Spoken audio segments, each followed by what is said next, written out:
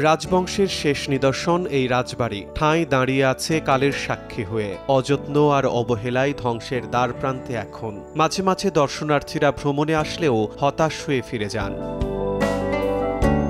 সংস্কারের মাধ্যমে ধ্বংসপ্রাপ্ত রাজবাড়ির অবশিষ্ট চিহ্ন ধরে রাখতে জেলা প্রশাসন উদ্যোগ নিয়েছে। খনন করতে গিয়ে পাওয়া গেছে বিশাল একটি লোহার কড়াই। এলাকাবাসীর ধারণা কড়াইটি শতবর্ষেরও বেশি পুরনো। গতকালকে একটা খটকরি লাগলো, যে জায়গাতে পরিষ্কার করছি একটা রুমের ভিতরে, তো দেখতেছি সবাই মিলি একটা বিশাল বড় ধর একটা কাড়িয়া। এখন কাড়িয়াটা বেশ চতুর্দিক দিয়ে খুঁড়িয়া তারপরে বার করে এলাম।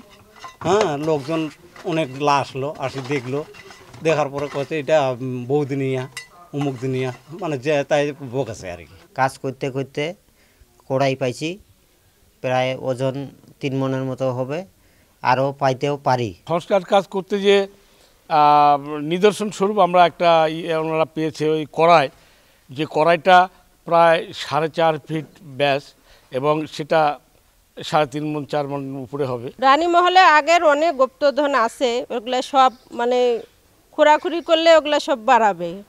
এগুলা ওই যে রানী পুকুর আছে, অনেক যুদ্ধের আমলে সব নাকি সব ফেলে ছাড়ে দিয়ে রাজারা সব চলে গেছে। আমাদের যে রাজদরবার আজ থেকে বহুদিন পুরাতন ঐতিহ্য, মহারাজার বাড়ি, এবং কোনো সংস্কার হয় না। আমাদের নতুন ডিসি সাহেব আসার পরে ওনারা সব পরিষ্কার পরিচ্ছন্নতা করতেছে। এদিকে সংস্কারের মাধ্যমে পরিত্যক্ত রাজবাড়ির কাঠামো রক্ষার দাবি দর্শনার্থীদের।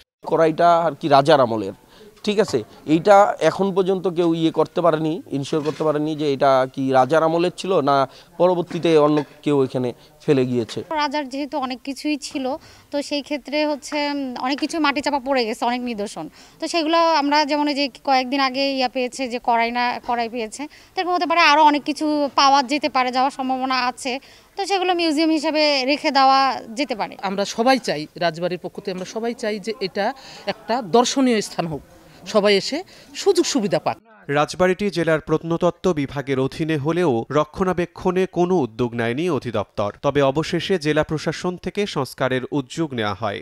একসময় সেখানে রাজারা খুব জাঁকজমকপূর্ণভাবে বসবাস করতেন, সেটি বোঝা যাচ্ছে, কিন্তু সময়ের পরিক্রমায় এটি আসলে এখন প্রায় ধ্বংসস্তূপে পরিণত হয়েছে।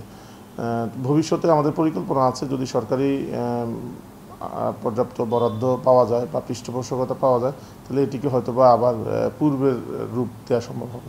দিনাজপুর সদরে অবস্থিত সুবিশাল এই রাজপ্রাসাদটি 166 একর জায়গা জুড়ে 1608 সালে গড়ে ওঠে। সময় সংবাদ, দিনাজপুর।